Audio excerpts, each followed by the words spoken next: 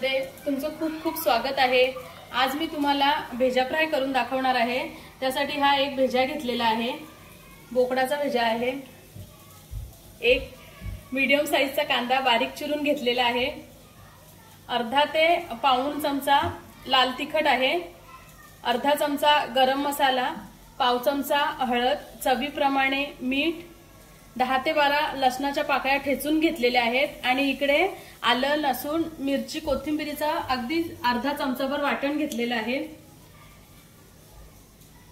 कोथिंबीर आणि फोडणीसाठी तेल। भेजा फ्राय साठी इथे मी 1 चमचा तेल गरम करायला ठेवलं आहे। आता ह्यामध्ये मी लसूण ठेचलेला आणि आलं, लसूण, मिरचीचं वाटण होतं ते घालतेय। लसूण थोडं परतून घेते म्हणजे त्याचा कच्चा वास निघून जाईल।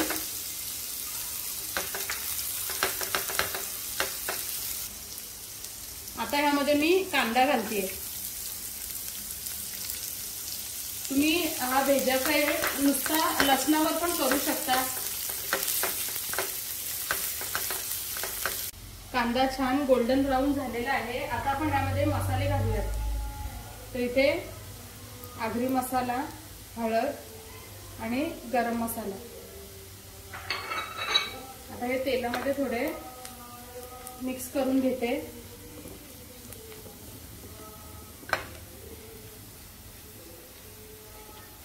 आणि आता ह्यामध्ये मी हा भेजा घालते।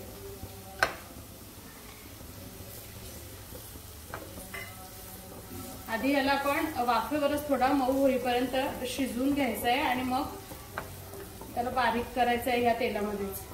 आता मी ह्याच्यावर मीठ घालते चवीप्रमाणे।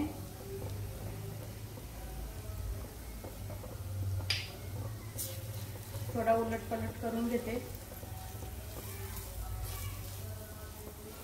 नंतर तो मीठ आपोआप हे एकदम मऊ झालं ना की मग व्यवस्थित लागेल त्याला। आता मी झाकण ठेवते आणि 3 ते 4 मिनिटं लो फ्लेमवर वाफ काढून घेते याला। 2 ते 3 मिनिटं झालेली आहेत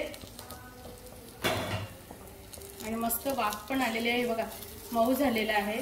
आता मी थोडा हा असं पालखीने तुकडे करून घेते याचे, म्हणजे छान सगळा मसाला त्यामध्ये जाईल।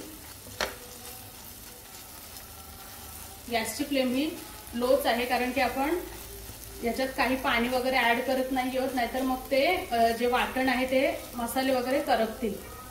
आता हे थोडं मिक्स करते मी असं।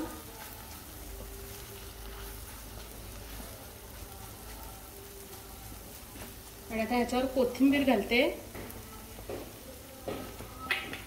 आणि पुन्हा 1 ते 2 मिनिट याला वाफ काढून घेते।